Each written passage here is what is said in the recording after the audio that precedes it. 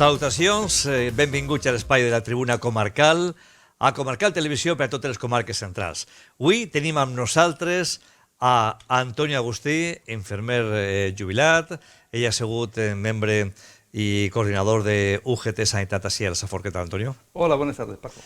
I també està amb nosaltres Eloi Pomar, ell és llicenciat en Història de l'Economia. Hola, Eloi, què tal? Hola, bona vesprada, molt bé tot. És un coach també, i, bueno, entrenador de futbol, moltes coses és, en este cas, Eloi Pomar. Jo volia començar, parlant al voltant dels indults, allò que hem estat veient amb actualitat estos darrers dies, y que de alguna manera, pues seguro que tenéis una opinión a ese voltant. Eloi, comienzo contigo, ¿qué tal? Pues bueno, yo quiero empezar fuerte diciendo que yo estoy a favor de los indultos. Me parece que es una medida que es legítima y en mi opinión, además de ser legítima, es coherente con la vía de abrir un diálogo donde no existía, con una gran parte de la población catalana. Yo creo que es mayoritaria, pero bueno, se puede considerar que es la mitad. Y darle la espalda como le dio el Partido Popular solo nos llevó a un referéndum ilegal, pero un referéndum, y a problemas con Europa. Dicho eso, y para que quede clara mi posición, lo que no me parece correcto es que el señor Pedro Sánchez niegue, y ahí tiene el señor Casado tiene razón, que niegue durante campañas electorales o durante periodo electoral que va a producir ese indulto que todos sabíamos que lo iba a hacer posteriormente, y que ahora no tenga la vergüenza de reconocer que mintió. En un país democrático, con una calidad democrática alta, tendría que dimitir, por coherencia, porque ha mentido en un tema muy importante, y yo creo que al final una de las estrategias del PSOE es tratar de manera pueril e infantiloide a sus votantes. Porque luego al final es cierto que cuando llega el momento de la votación, el voto útil contra el fascismo y el trifacherío del Vox, Ciudadanos y Partido Popular hace que todo el mundo perdone todas las mentiras. Pero para mí es una mentira grave. Repito, estando de acuerdo con el indulto y con la apertura a un diálogo que supone el indulto con el independentismo catalán. Muchas veces hemos hablado de la memoria corta por parte del electorado en cuanto a muchas posiciones políticas, tanto por un lado como por otro. ¿Cuál es tu opinión en torno a esta cuestión, Antonio? Hombre, yo para disentir un poquito de Eloi, tengo que decir que lo de dimitir el señor Sánchez podría dimitir por muchas razones, pero por esta razón de mentir, todos los políticos que hemos sufrido hasta ahora, todos, desde Felipe González hasta ahora, todos han sido unos mentirosos, todos. Y los ciudadanos hemos seguido votando a los mismos políticos, como ha dicho Paco, porque tenemos la memoria muy corta. Todos los políticos no dicen lo que van a hacer e incluso mienten descaradamente cuando en su programa electoral dicen blanco y hacen lo negro, lo hacen al revés. Felicito por tu resignación. No, es verdad. Yo he empezado diciendo que en un país con democracia de calidad alta, que España no lo es, eso no se permitiría. No, eso pasa en todo el mundo. Yo no estoy porque de acuerdo. se miente. Pues vamos a ver, lo que se pretende en las elecciones es ganar. Y yo te voy a decir lo que yo quiero hacer, que a ti te agrada, no lo que te desagrada absolutamente. No, o sea, partimos de esa base. No quiero interrumpirte más, pero simplemente poner un ejemplo. Sí. El difunto Julio Anguita, su objetivo no era ganar. Es el único político coherente, pero porque no ganó. Lo digo porque es muy injusto decir que todos los políticos son iguales. Por desgracia, el Partido Popular y el Partido Socialista en España han optado por la vía de quiero ganar las elecciones, no quiero convencer, quiero vencer. Sí, sí. El señor Julio Anguita es un ejemplo de el único convencer con programa. Pero mira, incluso Tierno. Pero eso suena mucho a Unamuno. Bien, claro. Efectivamente, o sea que al final conseguirás vencer, pero no convencer. No convenceréis a toda la gente. Pero bueno, ha habido unas declaraciones recientemente de Rufián, digamos que en el Congreso, hablando claramente diciendo al señor Sánchez que, estaba diciendo Sánchez que no iba a haber referéndum mientras 3/5 partes de la Cámara no se pusieran de acuerdo para cambiar la Constitución y por tanto puede hacer un referéndum en Cataluña. Pero Rufián ha dicho que, señor Sánchez, usted también dijo que no iba a haber indultos y los ha habido. Por tanto, denos tiempo.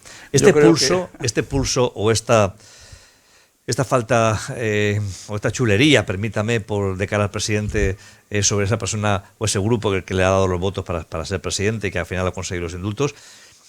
Yo no sé cómo le puede sentar esto a Sánchez, ¿no?, después de haber dado los indultos. Hombre, yo como parto de la base de que saben que están mintiendo y que de antemano sabía... La idea del indulto no es una idea mala en absoluto. Yo coincido con él hoy, absolutamente. Hacía falta romper la inercia del enfrentamiento de estos dos países, de alguna forma, de la parte de España, de Cataluña y del resto de España. El Partido Popular no hizo nada en absoluto para tranquilizar las aguas, para negociar, etcétera, etcétera, y encabronó, entre comillas, más a la población catalana y consiguió que se multiplicaran por 20 los independentistas.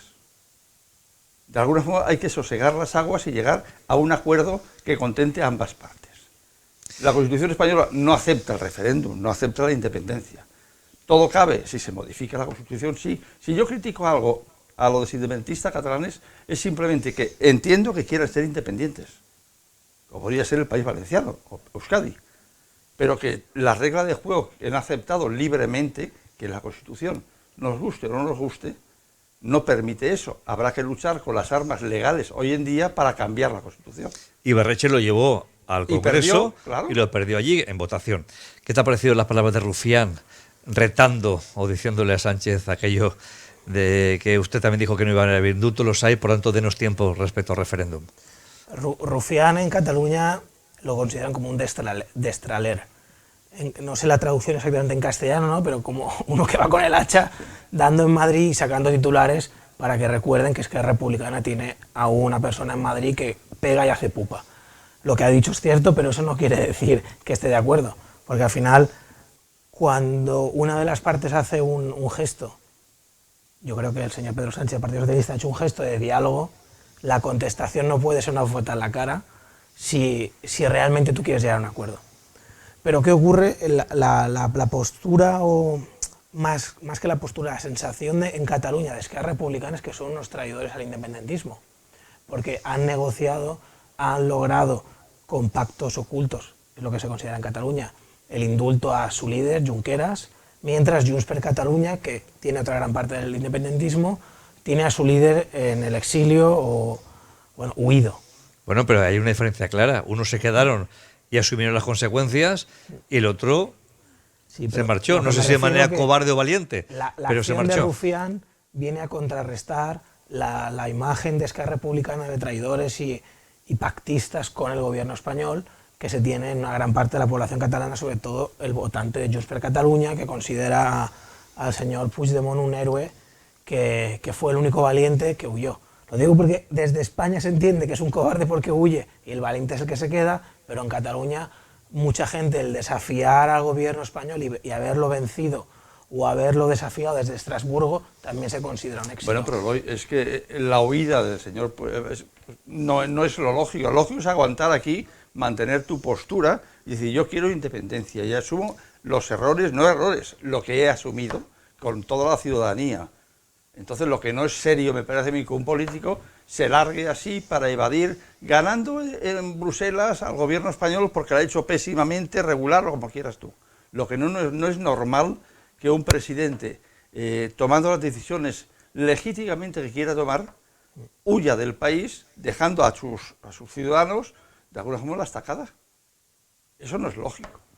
Ha habido un cambio de papeles entre Esquerra Republicana y lo que era Convergència i Unió, que ahora es Junts. O sea, ha habido un cambio porque al final siempre Convergencia estaba intentando que cualquiera que se llevase al gobierno no tuviera la mayoría absoluta para pactar y beneficiar en este caso a su territorio. ¿Ha habido un cambio ahí de paradigma? Desde Cataluña se percibe así, la sensación es que Junts per Catalunya es un partido independentista, cuando antes era, no digo regionalista, pero bueno, nacionalista, sí, que gobernó con el señor Aznar, pactó con el señor Aznar. Nacionalista conservador. Claro. Correcto, era casi regionalista. Y entonces el viraje hacia el independentismo es que Republicana valora o prioriza factores sociales o de políticas progresistas antes independentismo. Yo lo único que digo es, analizo la situación y el contexto en que Rufián le pega una bofetada a una persona que te acaba de hacer un detalle para abrir un diálogo, se justifica tal vez por la sensación de Cataluña de que Esquerra Republicana está traicionando al independentismo a cambio de liberar a sus presos.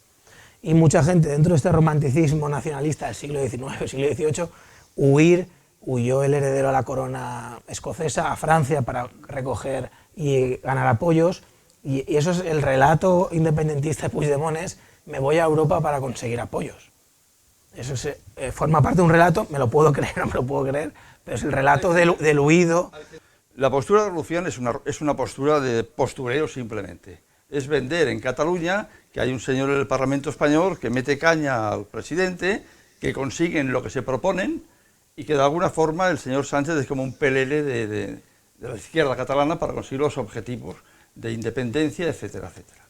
¿Y no consideráis de alguna manera que esto le va a traer un coste, en este caso, al señor Sánchez, obviamente, porque al final está asumiendo un desgaste el presidente del gobierno en favor de la gente indultada, y luego se ríen en su cara los indultados, cuando nunca van a dar el paso de dejar de apoyar a este gobierno, porque lo que puede venir obviamente puede ser peor para ellos? Eso está claro, pero yo quería comentar una cosa.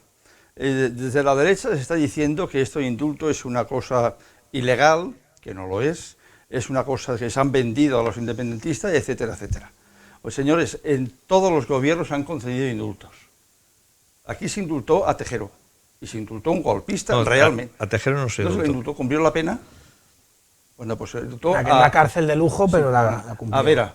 A terroristas de ETA al también. Ministro de Interior, de Felipe González, creo que fue también. Se ha indultado a terroristas de ETA. Todos los gobiernos, desde Felipe González, Aznar, Zapatero, etcétera. A presidentes de banco. A presidentes de banco, a ladrones económicos que han hundido el país. Se indultó a un kamikaze de la cartera que era familiar de un trabajador del ministro de Gallardón. Es algo legal, la ley de indulto es la ley que nace en el año 1830, en junio, y es absolutamente legal. Es un mecanismo para quizá intentar apaciguar las relaciones políticas entre dos autonomías, entre dos países de alguna forma, y encauzar esto. Ahora bien, hace falta voluntad. ¿Tienen voluntad la Esquerra Republicana Catalana? ¿Tienen voluntad los independentistas de negociar con España? Pues, por lo que están diciendo, no. Por lo que están diciendo, la voluntad del señor Sánchez, abriendo e indultando a estas personas, ha dado el primer paso. Yo creo que el guante debe ser recogido por ellos, de verdad. No me parece mal que sea un indulto condicional, de alguna forma que cumpla unos requisitos. Pero esos requisitos, perdón Antonio, decían que no pueden reiterarse en ese discurso, no pueden volver a repetirlo, y sin embargo, el primer discurso que hacen, nada más salen de la depresión, es no vamos a parar, vamos a seguir luchando por la independencia.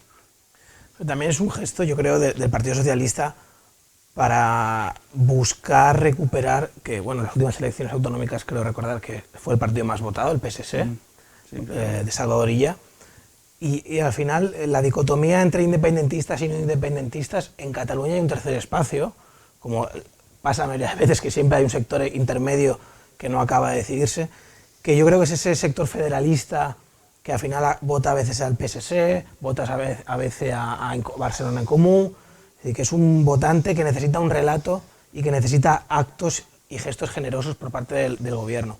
Yo creo que si tú haces un indulto, estás convenciendo a gran parte de tu electorado de que tú estás actuando bien.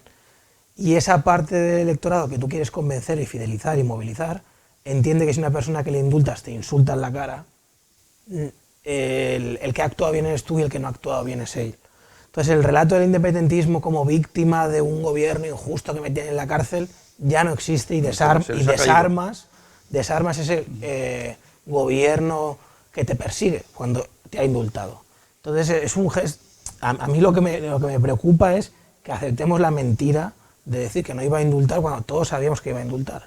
Eso está claro, yo te digo, pero es que yo parto de la base que todos los partidos políticos cuando quieren llegar al poder mienten. Hacen unos programas electorales que están muy bien si los lees. Todos no, los mayoritarios que están financiados por grandes empresas, bancos, farmacéuticas. El PSOE miente, el Partido Popular miente, Ciudadanos miente. Julio Anguita no mentía, pero Izquierda Unida mentía.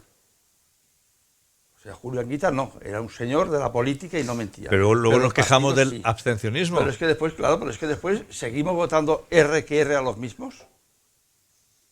O sea, lo que no puede ser, es paradigmático cuando Rajoy sale que van a subir el IVA a las chucherías y todo el rollo, y acto seguido él sube, recorta la sanidad, recorta la cultura, etcétera, etcétera. Cuando minutos antes ha dicho que no tocaría en absoluto eso. Pero no porque sea Rajoy, es que lo hacen todos los partidos políticos. Tenía que tener la honestidad de decir, mire señores, yo he prometido que no voy a hacer esto. Pero la situación es tan nefasta, la que tengo, la que me he encontrado, que me veo obligado a hacerlo. Voy a hacer un referéndum. En España voy a decir, tengo que cambiar la política. ¿Aceptan?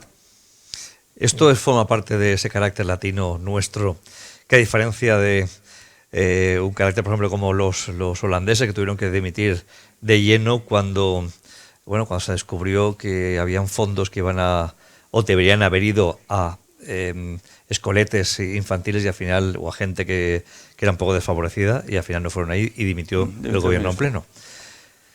Bueno, esto forma parte de esta la línea literatura latina picaresca nuestra. se inventó en Castilla, y sí que siento que forma parte de la justificación moral de que el pícaro es muy inteligente, que el inteligente sobrevive y triunfa. Pero yo considero, por no centrarme solo en Julián Guita y mencionar a gente de otros partidos, como por ejemplo el señor Pimentel, del Partido Popular, que dimitió. El único ministro que ha dimitido. Por eso me parece una persona. Y es que lo iba a mencionar también. Antonia Asunción, del Partido Socialista. Sí. Entonces, he mencionado a 3 personas honradas y honestas que, por desgracia, 2 dimitieron, que pertenecían a grandes partidos políticos. Antonia Asunción acabó en Ciudadanos. Pimentel creo que dejó la política, él abandonó. Pero me refiero que no me gusta criminalizar a todos los políticos, porque en todos los partidos políticos hay gente honesta, y muchas veces el justificar las campañas electorales para ganar hace que, no voy a hablar de honestidad hablando de Soraya Sáez de Santamaría, pero me parecía mucho más preparada y que representaba una España más moderna que el señor Casado y todos sus aliados, que se ha demostrado que la mayoría tienen casos de imputación o investigación, como la señora Cospedal o el señor Feijóo, por ejemplo. No quisiera abrir otro melón, pero ¿no consideráis que muchas veces los políticos quieren que los ciudadanos digan es que todos son iguales? Y eso les interesa también a todos ellos, pero como todos son iguales, al final habrá que votar a alguien, ¿no? Pero que al final acabamos pensando eso cuando la diferencia es que no todos son iguales. No todos son iguales, no todos los partidos son iguales y no todos defienden la mentira como definición en absoluto. Eso no es así. Pero como has comentado tú antes, tenemos que tener memoria de qué está haciendo las personas, de qué impuestos están subiendo quien decía que no iba a hacerlo, a quién benefician ciertas políticas que ejercen los partidos políticos, porque el neoliberalismo que está existiendo en la política económica de los gobiernos, esto impregnan tanto al PP como al PSOE, absolutamente, a Europa. Y tengamos conscientes de lo que está ocurriendo para votar a unos o a otros. Esa es la herramienta fundamental que tenemos, el voto. Pero ejerzámoslo sabiendo lo que hacemos y por qué lo vamos a hacer. Y eso es fundamental, Paco. Pues yo pregunto, y cambio de tercio, ¿qué hacemos con la subida de la electricidad, con la subida de la luz, con planchar de madrugada? No sé si actualmente con estas tarifas y con otro gobierno la gente se habría lanzado a la calle o no. No lo sé, ¿qué pensáis vosotros ante esta subida, yo diría que incluso temerosa por parte de los recibos de la luz? Eloy. Me entristece que una persona que parte de su relato me gusta, como es Antonio Garzón, sea el ministro de Consumo y sea el responsable indirecto, y se nota que pinta poco en el gobierno, pero es al final el responsable del precio de la luz. Yo espero y deseo que haya medidas para mitigar el despropósito del precio de la luz. Sí que es verdad que las hidroeléctricas, al igual que los bancos y las farmacéuticas, controlan gran parte de nuestro país y los partidos políticos, de los grandes, y es difícil tumbarles. Pero yo creo que el autoconsumo, el tema de facilitar que la gente cada vez más entienda con este precio de la luz, y que va a seguir subiendo. El precio de la luz va a seguir subiendo porque los vehículos que van a utilizar luz es la ley de la oferta y la demanda. Si cada vez necesitamos más luz y más electricidad, cada vez valdrá más. Cada vez valdrá más. Entonces, las energías renovables no tienen que ser un brindis al sol o una postura hippie, guay, progre. Tiene que ser algo útil y efectivo y eficiente. Invertir en parte de esos impuestos que se cobra a la luz para buscar energías libres o como mínimo energías limpias y renovables, podría ser una alternativa para que la gente entendiera, mira, vienen así dadas las cosas, vamos a intentar reducir los impuestos al máximo, porque la luz es algo, un bien imprescindible. Yo creo que la luz y el agua no se le puede negar a ninguna persona. Y entonces, con los precios prohibitivos que tenemos, ya estamos hablando de conectar por la noche, pero habrá mucha gente que tendrá que conectarla como hacían nuestros abuelos, 1 hora al día como mucho, o 2 horas al día, porque el precio de la luz era muy alto. ¿Qué te parece esta postura? Me parece una aberración. Esa subida es una animalada. El gran beneficio de las grandes empresas eléctricas es formidable. Hay una gran mentira que es cobran en el recibo de la luz, cobran un impuesto, una cantidad por el CO2 que está generando.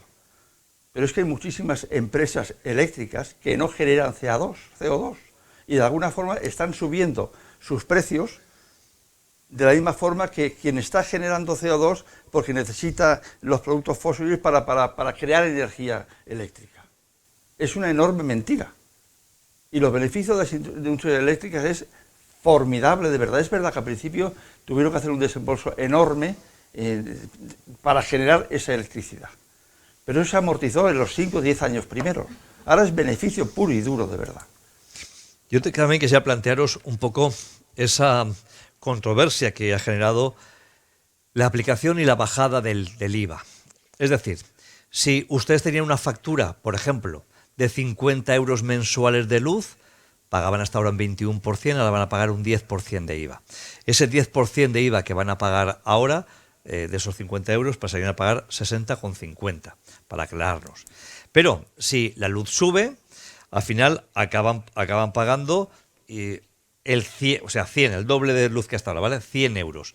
Con lo que el 10% de 100 euros, o 10,5%, estaríamos hablando del 10,5%, que tendríamos exactamente lo mismo que teníamos anteriormente en cuanto a subida de luz, por lo tanto, a ingreso que tenía el Estado por repercutir el tema del IVA. El Estado, con la subida de la luz y la bajada del IVA, se va a quedar más o menos igual. Hay una cosa fundamental. Yo soy partidario de que el Estado tuviera una gran empresa pública de electricidad. En Italia y en el gobierno italiano, el Estado italiano es propietaria de empresas de electricidad y de alguna forma puede controlar o armonizar el mercado porque es parte interesada e interesante de las empresas eléctricas. España vendió, en la época de Felipe de Aznar, vendió todas las joyas de la corona de electricidad, fue vendido. Y de hecho, grandes ministros y de estos gobiernos están como consejeros en estas empresas eléctricas. El Estado tiene que tener parte importante en la industria de la creación de la electricidad para poder modular y moderar la generación y el precio de la electricidad. Si hubiera un liberal en esta mesa, que no lo hay, diría que con la libre competencia de diferentes empresas del sector de la luz, eso no ocurriría. Y habría, pero como no hay un liberal en la mesa, y yo no me creo que el libre comercio exista, ya que las grandes empresas siempre se reúnen y se llegan a acuerdos, claro. Y llegan a acuerdos de precios, y se está viendo claramente que la justificación de no, es que llueve poco, es que no hace sol, siempre que sube la luz hay una justificación que es contradictoria a la anterior. Es que cuando llueve poco... O ha hecho mucho frío. O ha hecho mucho frío, o hace mucho sol, pero si hace mucho sol hay más energía solar. Si llueve mucho hay más energía hidroeléctrica. Es decir, existe un acuerdo entre las grandes para subir los precios y eso es obvio. Lo que tú propones es una estatalización de empresas. No lo digamos tan así. Que no digo nacionalización. Claro, no he dicho nacionalización. Es que suena mal. Estatalización es lo que pasó con Bankia, que el Estado adquiere un 50% de la empresa y no es del Estado, pero el Estado es accionista. Y con base en CaixaBank, que actualmente el Estado todavía es accionista, creo. Entonces, sí que formar parte de un sector estratégico es fundamental para un país y no puedes dejar en manos... Estados Unidos, que es el país más liberal, en teoría, aunque no, uno de los más liberales del mundo, no permite que una empresa china controle la luz, ni el 5G. Es decir, hay veces que el liberalismo que utilizan Europa y Estados Unidos, países no liberales, como China, lo utilizan en su contra. ¿Cómo no dejas que yo compita libremente contra tus empresas? Porque no compite libremente. El Estado chino financia todas sus empresas en todas partes del mundo. no es una empresa Es libre. fundamental, Eloy, que los elementos importantes del estado de bienestar, la luz, el agua, los transportes, el Estado tenga que decir allí, modular los precios y procurar que la ciudadanía pueda disfrutar a precios razonables estos elementos que son consustanciales para vivir, para que pueda... Una persona no puede estar sin luz, como tú has dicho muy bien. Pero ahora... ¿Me entiendes? Es absurdo. Poniendo a analizar, estaba pensando, el señor Rajoy fue el que puso el impuesto al sol. Claro. Él ha sido uno de los primeros que no ha permitido la libertad del mercado, impidiendo que la gente haga autoconsumo. Lo digo porque los partidos liberales no hacen políticas liberales en muchos casos, sino que hacen políticas mercantilistas, proteccionistas, protegiendo a sus amigos, claro, a las grandes empresas que generan grandes beneficios. De las grandes eléctricas. Donde acaban ellos con las puertas giratorias. Totalmente estando actuando. Pero quiero seguir insistiendo en esta cuestión y quiero explicarme correctamente. Ustedes pagan 50 euros en su recibo de la luz, pongo un ejemplo. Por tanto, anteriormente pagaban el 21% de esos 50 euros que pagaban de luz. Eso eran 10 euros más, ¿vale? Nos íbamos a 60 o 61 euros. Ahora pagarían 55 si la luz costase lo mismo. Por tanto, el Estado se llevaría 5 euros, no 10 que se llevaba antes. Pero como ahora de la luz ustedes pagan el doble, o sea, de 50 a 100 euros, el 10% de 100 euros son 10. Por tanto, se sigue llevando lo mismo el Estado que se llevaba cuando usted pagaba de luz 50 euros. Al subir el IVA, a subir la base imponible, de la factura, el IVA sigue siendo el mismo. El Estado recauda lo mismo con el IVA de la luz, porque la luz ha subido consustancialmente lo suficiente como para que al final... Lo que hay que evitar es que la luz suba la cantidad que ha subido. Lo que hay que poner topes, de alguna forma, es a la generar tanta riqueza que ganan las empresas eléctricas. ¿Tienen que ganar dinero? Por supuesto que deben ganar dinero. Sí, pero luego aparecen titulares en los periódicos 3.500 millones de euros de beneficios en el primer semestre de una... Es que al final esto una de las cosas que has dicho es que tienen que amortizar la gran red. Ya se ha amortizado hace 20 pero años. mi pregunta es, si yo monto una empresa y hago una gran inversión, ¿a mí quién me garantiza que mi gran inversión no la pierdo? Pero es que yo sí. Pero a los bancos sí que se lo hacen, claro. A las hidroeléctricas también. Se socializan las pérdidas. Si usted invierte, tan listo que es, en un mundo liberal, si usted invierte se arriesga. Pierde. Y luego ganará porque ha arriesgado. Lo que no puede ser es jugar a sobreseguro, como hizo, bueno, iba a mezclar temas locales de Gandía, como los parkings, pero no quiero meterlo, con cláusulas que garantizan que si yo pierdo dinero tú me lo pagas. Claro. Eso, señores, así no se Las hace. autopistas exactamente igual. Eso es. Etcétera. No, eso está claro. Pero insisto, el Estado, cualquier Estado moderno, y está pasando en el contexto europeo, el Estado es partícipe de las grandes empresas que generan lo sustancial, lo que necesita el ciudadano para vivir, el agua, la luz. Tú imagínate que esto pasara en Alemania con el frío que hace allí. Yo estoy seguro que el Estado tendrá mecanismos para regular el coste de la electricidad para que los ciudadanos puedan utilizarla de manera razonable. Añado una variable más que estamos omitiendo, es las empresas. Si las empresas tienen una luz cara, pierden competitividad. Claro, absolutamente. Y al final estamos haciendo que nuestras empresas sean menos competitivas. ¿Cuántas empresas han quebrado porque los costos económicos les han desbordado? La anécdota del día posterior a subir la luz fue un directivo de empresa entró en su empresa y dijo: señores, el aire acondicionado ahora solo 2 horas al día, porque vale el doble la luz. Entonces tenemos que entender que la pérdida de competitividad de las empresas también afecta a la subida de la luz, no solo a la gente que no tiene dinero, sino es a las empresas que dejan de ser menos competitivas respecto a las del extranjero. Facilitar el autoconsumo de todos los ciudadanos, las placas solares, facilitarlas de verdad, y utilicemos la ventaja que tenemos mucho sol para crear energía barata que podamos autoconsumir. Está España llenándose de auténticos parques con placas solares, sobre todo en la zona de Extremadura y de La Mancha. Kilómetros y kilómetros o hectáreas de placas solares con el fin de recibir la luz solar o la energía solar. El problema que había hasta ahora era la capacidad de poder gestionarla, de poder almacenarla. Bien.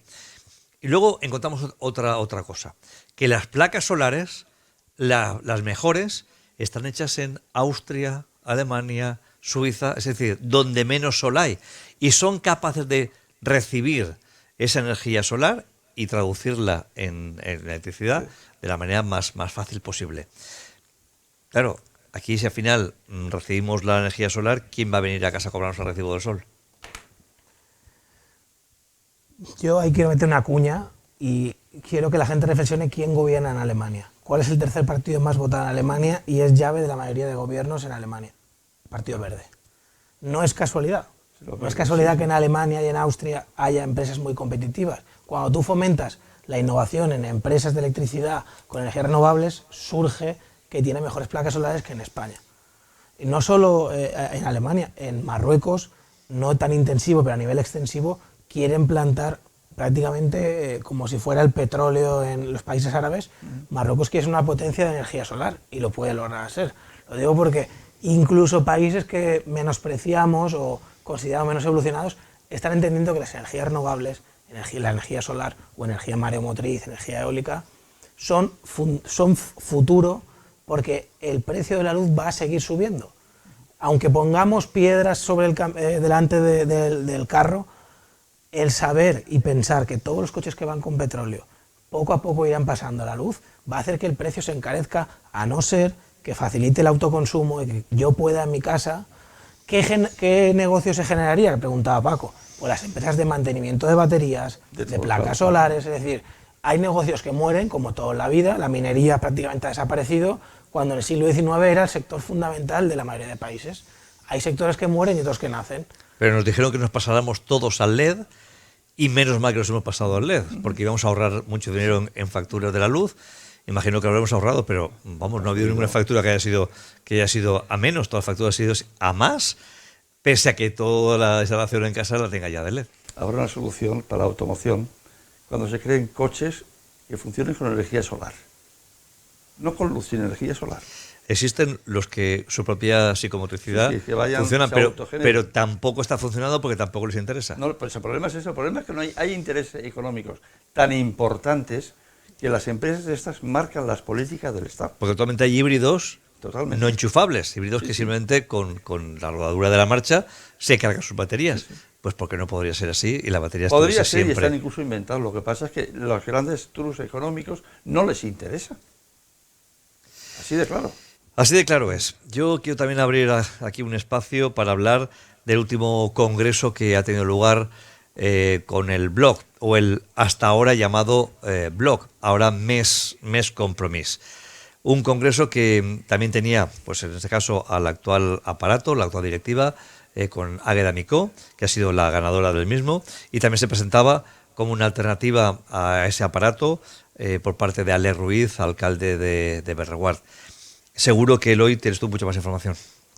Bueno, yo es como por poner en contexto un poco la situación, el Bloc Nacionalista Valencià viene de la antigua UPV, Unitat del Poble Valencià, del Partit Nacionalista Valencià, y siempre ha tenido la palabra valencià y nacionalista cerca o dentro de su nombre. Y la votación, que fue muy apretada realmente, logró que con 313 votos de delegados, repito, delegados, no una votación de militantes, con todo lo que puede conllevar ¿Y por qué no se hizo con manipulación.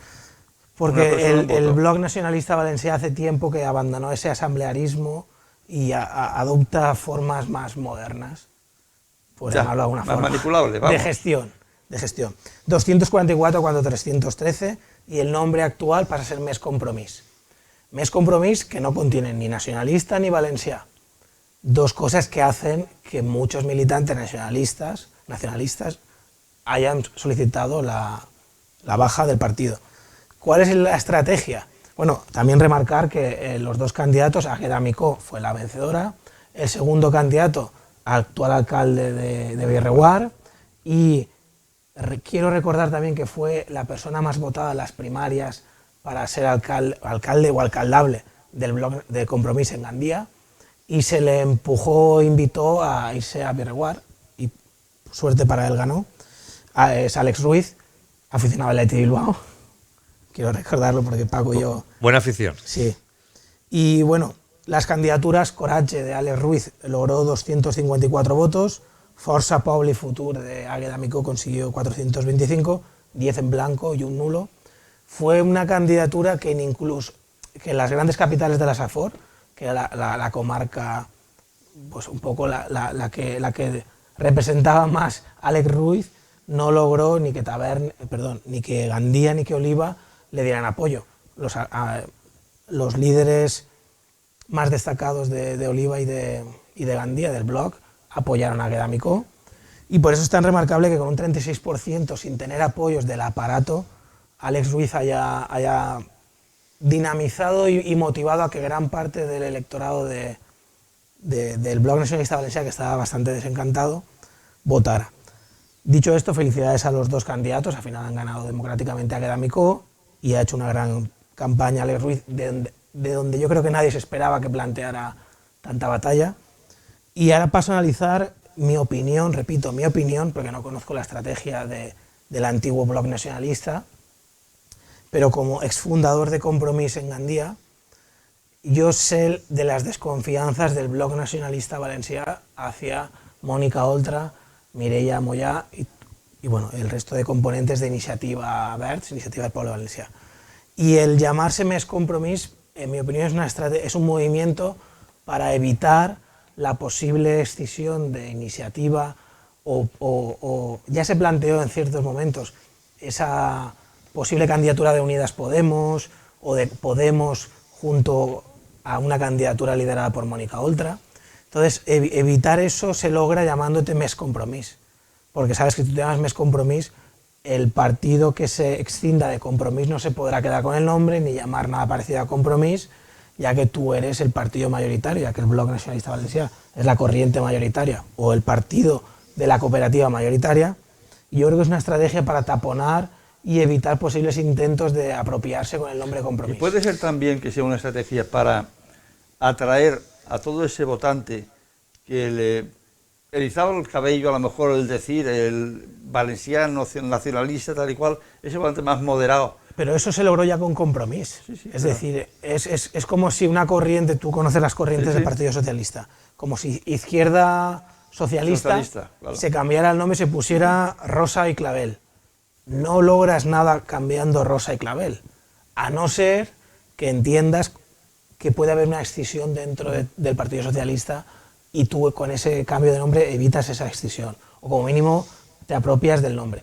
Més Compromís yo creo que logra eso, logra evitar que, la posibilidad que alguna escisión o que Iniciativa, que algún movimiento junto a Unidas Podemos se intentara apropiar del Botánico o de Compromís.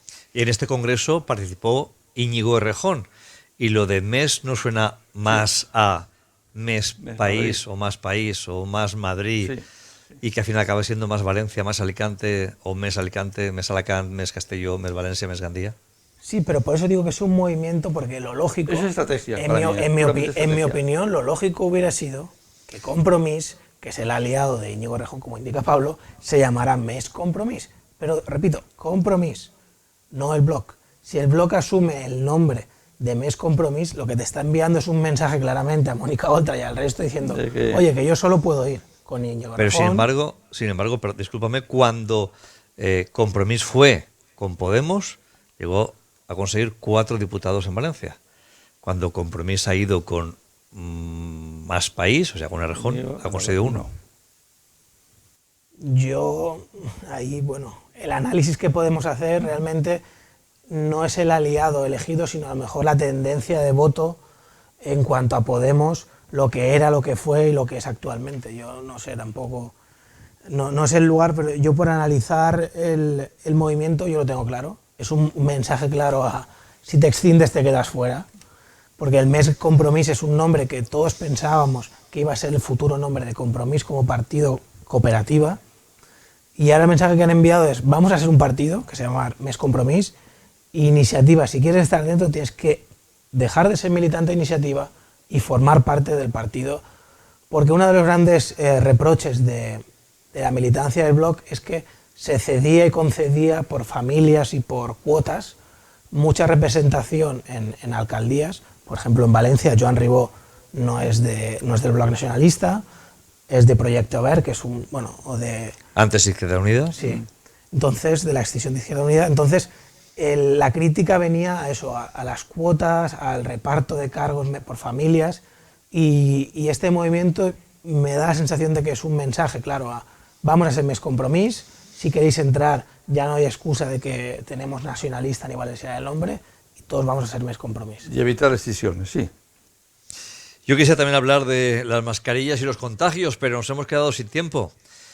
Por tanto, vamos a emplazar porque esto seguro que va a ser noticia en los próximos días, van a seguir los contagios aumentando, pero bien es cierto que aumentan en personas cada vez más jóvenes, en la medida que va aumentando obviamente el número de vacunados.